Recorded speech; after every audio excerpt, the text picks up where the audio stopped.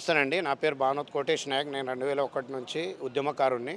Congress BRS పార్టీలో senior కార్యకర్తని. ఏంటి ఎట్లా ఉంది కాంగ్రెస్ ప్రభుత్వం 2 సంవత్సరాలు బ్రహ్మాండంగా పాలన చేస్తున్నామంటున్నారు.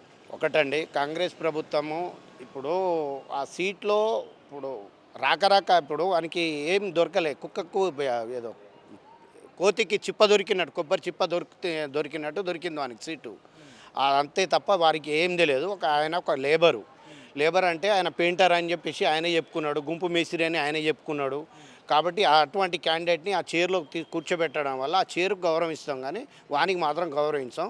ఇంకొకటి, వాడు ఇచ్చిన 6 గ్యారంటీలను పక్కకు పెట్టి కోటి మంది మహిళలని కోటేశ్వరరాలు చేస్తూ ఉంటాడు.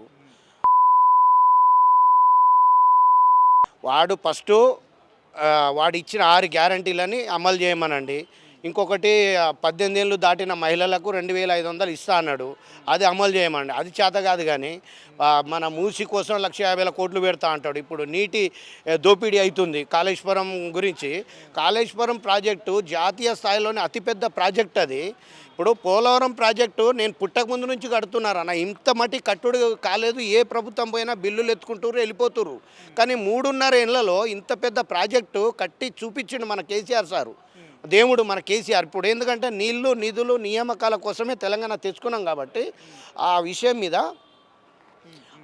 విషయం మీద దాన్ని కట్టించి చూపించిండు. మిస్సింగ్ భగీరథ స్కీమ్లలో తీసుకొచ్చి అందరికి పల్లెలలో కానీ పట్టణంలలో కానీ బిందె, ఇప్పుడు లైన్ లేకుండా బిందె పట్టకుండానే నీళ్ళు ఇచ్చిన ఘనత మన కేసీఆర్ గారే.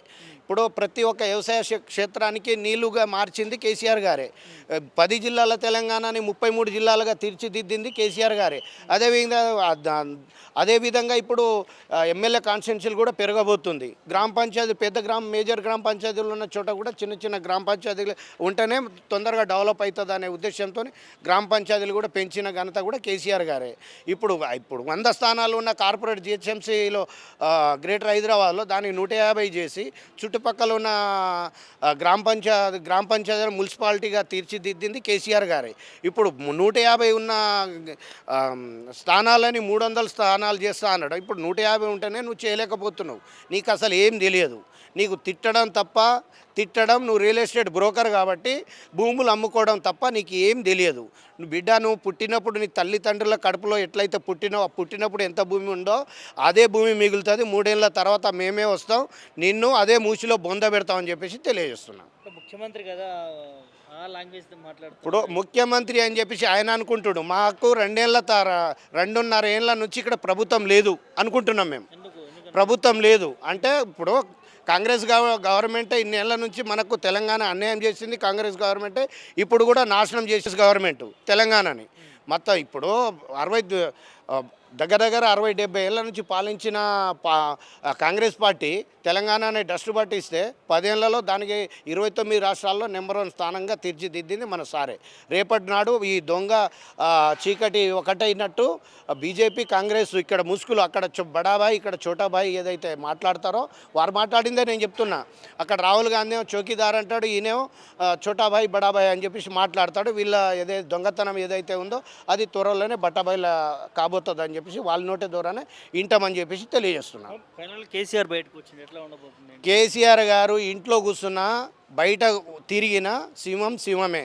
ఎక్కడ ఏదైతే మన ప్రగతి భవన్లో కూర్చొని తెలంగాణ రాష్ట్రాన్ని ఏ విధంగా పాలించిండో అందరం చూసినాం.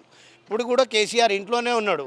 మొగనువైతే రా అంటే నువ్వేమన్నా ఇదా కొజ్జవా, నువ్వు ఆడదానివా, లేకుంటే లాగు తీస్తా, చెడ్డి తీస్తా, తొండం పడతా, ఏం లాంగ్వేజ్ అంది? వాడు మొగడు మాట్లాడే మాటలేనా?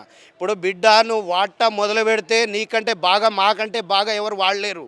రేవంత్ రెడ్డి నీకు ఒక్కటే హెచ్చరిక డిమాండ్ చేస్తున్నాం.